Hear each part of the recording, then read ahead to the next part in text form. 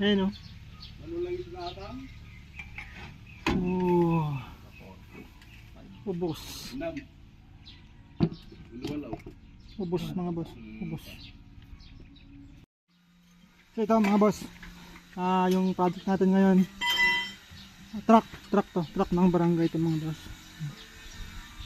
So yung nangyari dito is hindi na siya makahila mga boss. As in wala na.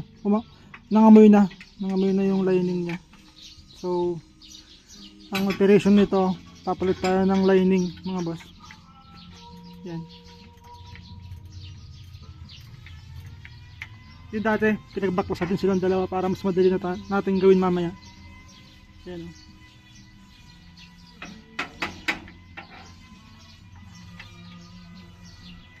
Dito mga boss, kahit anong gawin namin dito kasi kanina, wala na siya, hindi na siya makahila. Tapos kahit nag-adjust na kami sa clutch, wala pa rin. Yun na talaga mga boss, lining na talaga yung problema nito. Kahit hindi ko pa nakikita mga boss, lining na talaga. Kasi sobra yung amoy sunog talaga.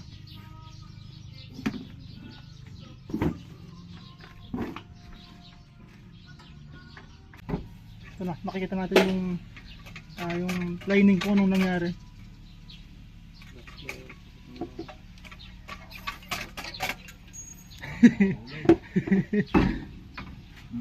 Ayan o. Ano lang ito na atang? Ubos. Nam.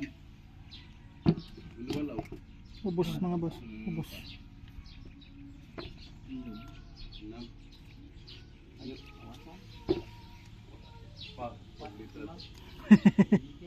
Wasak. So ito, bali ni-request kasi nung kapitan namin na gawin ko daw yung truck ng barangay. So yun nga, ginawa ko naman mga boss. At yan, tapos na. Kahit gabi is tinapos ko mga bossing.